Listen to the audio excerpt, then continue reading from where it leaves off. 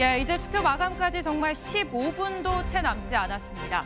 박빙의 선거였던 지난 대선은 출구조사 결과 발표 직후 양당의 상황실 표정이 비슷한 듯 다른 듯 묘했는데요. 과연 이번엔 어떨지 장가희 기자와 지금 상황실 표정 살펴보도록 하겠습니다. 장 기자, 먼저 기호 1번 민주당의 상황실부터 봐야겠죠. 선대위 출범 당시부터 메머드급 선대위 출범을 자랑했었는데 그 때문인지 상황실이 지금 꽉 찬 모습입니다. 그렇습니다. 민주당은 상황실을 이 국회의원회관 대회의실에 마련을 했는데요. 맨 앞줄부터 좀 살펴보자면 윤여준 상임총괄 선대위원장이 있고요. 그리고 왼쪽에는 노무현 전 대통령 정부 당시 법무부 장관을 역임했던 강금실 선대위원장까지 함께 확인할 수 있습니다. 그리고 오른쪽에는요, 정은경 선대위원장이 있고요. 그리고 김부겸 선대위원장까지 확인할 수 있습니다. 네, 사실 굉장히 좀 개표전이라서 그런지 좀 차분한 모습을 보이고 있는데요. 민주당은 이번 선거에서 좀 낮은 자세로 임하겠다면서 압도적인 승리 등의 표현은 삼가왔습니다.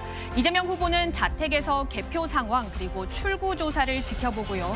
또 당선 윤곽이 드러날 때쯤 자택을 출발해서 국회로 이동할 것으로 보입니다. 예, 그럼 이번엔 국민의힘 상황실도 살펴봐야겠죠. 국민의힘 상황실 역시 지금 관계자들이 속속 들어오고 있는 모습입니다.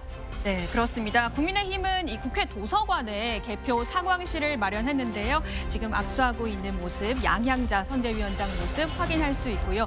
사실 민주당하고 좀 비교를 해보자면 민주당은 굉장히 좀 차분한 모습이고 국민의힘은 지금 선대위원장들이나 이 캠프 모습이 조금 화기애애한 모습까지 확인할 수 있습니다. 윤여준 선대위 본부장도 지금 황우여 본부장의 모습 보이고요. 네, 그렇습니다.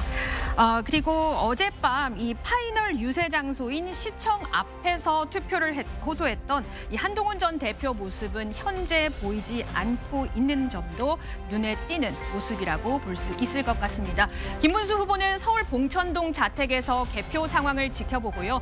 11시쯤 자택에서 나와서 국회 상황실로 이동할 예정입니다. 예, 선대위에 참여하지 않았던 한동훈 전 대표의 모습은 보이지 않고 있는 상황인 거고 개혁신당의 상황실도 살펴볼까요? 좀 차분한 모습인데요.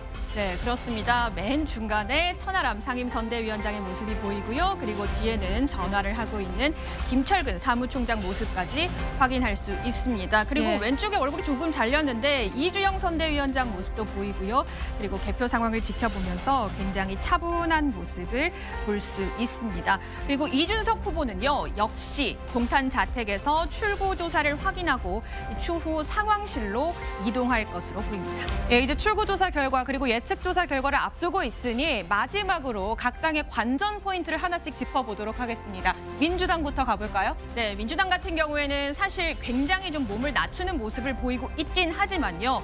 여론조사 공표가 가능한 기간 직전까지 민주당이 우세했던 게 사실이죠. 그래서 대선에서 이 승리를 한다면 당 안팎에서 과반 득표를 할 수 있을지 관심이 주목됩니다. 50%가 넘는 득표율, 임기 초 국정 동력의 크기와도 비례한다 이렇게 볼 수 있을 것 같은데요. 자, 민주화 이후에 역대 대통령을 한번 살펴보게 된다면 50%를 넘긴 지지율 박근혜 전 대통령이 유일합니다. 박근혜 전 대통령 51.55%, 그리고 문재인 전 대통령 41.08%, 그리고 윤석열 전 대통령 48.56%를 얻었습니다. 다만 이 과반 득표를 얻기 위해서는 이 험지, 그러니까 부울경과 대구 경북 중도층의 표를 얼마나 많이 얻어오느냐가 관건입니다. 예, 과반 득표 여부가 민주당의 관전 포인트였다면 국민의힘은 어떻습니까? 네, 국민의힘 같은 경우에는 이 여론조사 공표가 금지된 이 블랙아웃 기간에 추격을 했다 이렇게 보고 있는데요. 이준석 후보가 이재명 후보 아들을 거론한 이후 계속된 파장, 유시민 작가가 설난영 여사를 향해서 이 학력차를 거론한 것, 그리고 이 세계적인 투자자 짐 로저스의 이재명 후보 지지, 진위 공방은 여론조사 공표 금지 기간에 있었기 때문에 이를 좀 고려를 한다면 국민의힘은 골든크로스 여력이 충분히 있다, 이렇게 보고 있습니다.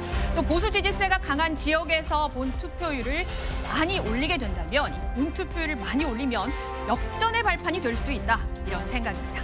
예, 막판 보수 결집으로 골든크로스를 이뤄낼지가 국민의힘의 관전 포인트였습니다. 그럼 마지막으로 개혁신당의 관전 포인트도 살펴봐야겠죠. 네, 개혁신당은 두 자릿수 득표를 할 수 있느냐 없느냐, 이를 한번 살펴보시면 될 것 같습니다. 자, 우선 득표율이 10%를 넘게 되면 선거비용 절반을, 그리고 15%를 넘으면 선거비용 전액을 보전받는데요.